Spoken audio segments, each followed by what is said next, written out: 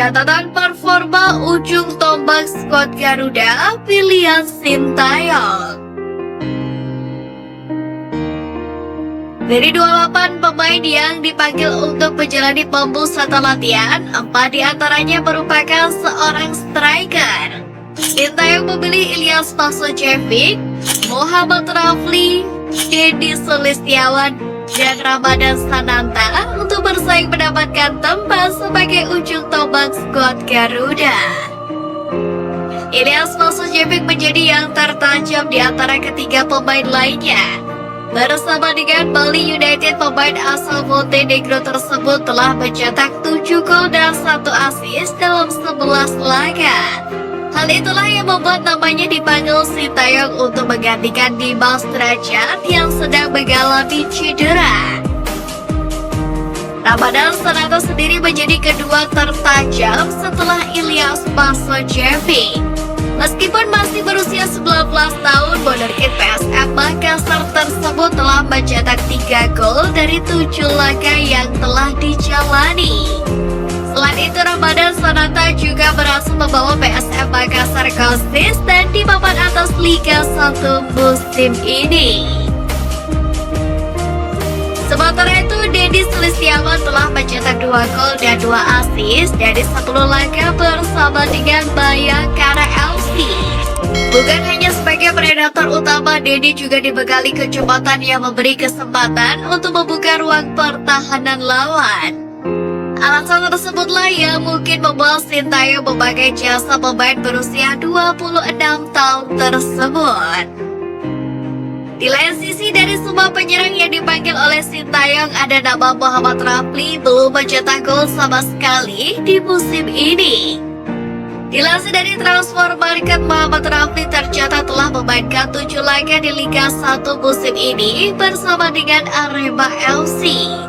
Namun Muhammad Rafli telah memiliki pengalaman di Piala AFF edisi sebelumnya. Untuk itu, dengan pengalamannya tersebut, Muhammad Rafli diharapkan mampu membuka keran golnya, terutama untuk timnas Indonesia.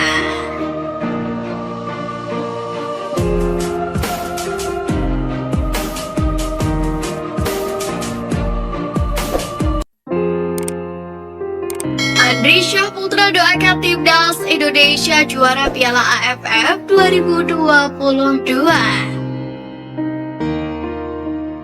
Usai Piala Dunia 2022 berakhir, pecinta sepak bola tanah air akan disuguhkan perjuangan timnas Indonesia di ajang Piala AFF 2022. Timnas Indonesia asal Sintayong sendiri diharapkan bisa membawa skuad Garuda menjadi juara. Harapan tersebut turut diutarakan oleh pemain berdarah Indonesia yang main di Liga Qatar, Andri Syahputra. Meski besar di Qatar, pemain Al-Gharafa ini terus mengikuti perjalanan timnas Indonesia. Saya selalu mendukung timnas Indonesia dengan hati saya. Saya harap mereka bisa melangkah jauh dan membawa trofi ke tanah air. Insya Allah juara, ucap Andri Syahputra kepada bola.com. Lebih lanjut lagi, Andri Syahputra menyebut nama-nama pemain timnas Indonesia yang menarik perhatiannya. Pemain tersebut ialah Egy Maulana Fikri dan Witan Sulaiman. Andri mengaku kerap berkomunikasi dengan Egy Maulana Fikri dan selalu mengikuti perkembangan karirnya. Sementara untuk Witan, Andri menyebut menyukai gaya permainan pemain AS Rangers tersebut. Ia meyakini dengan generasi itulah timnas Indonesia bisa berprestasi. Di lain sisi, berbicara soal impian untuk melanjutkan karir, Andri Syahputra mengaku punya harapan untuk mentas di kompetisi Eropa. Namun tidak menutup kemungkinan berkarir di Indonesia jika takdir karirnya seperti itu. Mengingat dirinya merupakan sosok pengagum Bambang Pamungkas dan Persija Jakarta.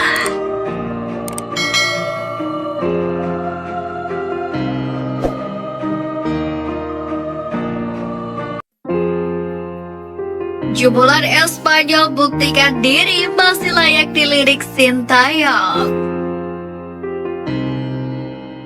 28 pemain telah dipanggil oleh Sintayong ke Timnas Indonesia untuk memusat latihan sejak 2 pekan yang lalu di Bali jelang Piala AFF 2022.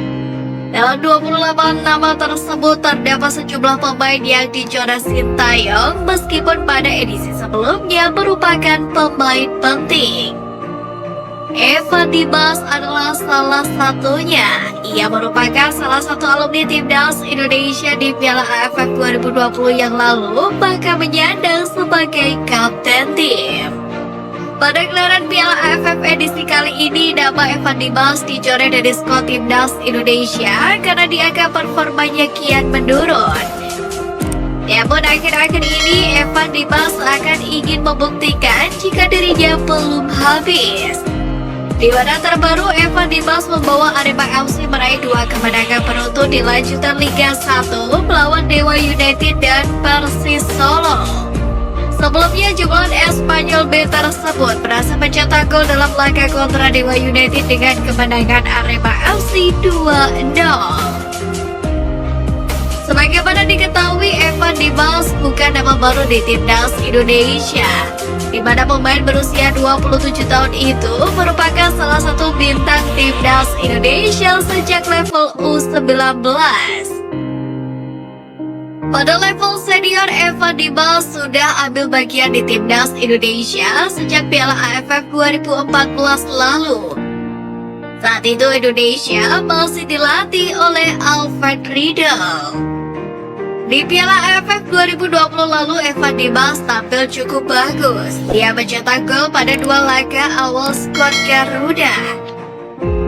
Akan tetapi sejak uji coba melawan Timor Leste pada awal 2022 lalu, Sintayong tak pernah melirik Evan Dimas lagi. Lalu akankah dengan performa impresifnya bersama dengan Arema FC membuat namanya kembali dilirik oleh Sintayong untuk mengisi lini tengah skuad Garuda? Menarik untuk kita tunggu.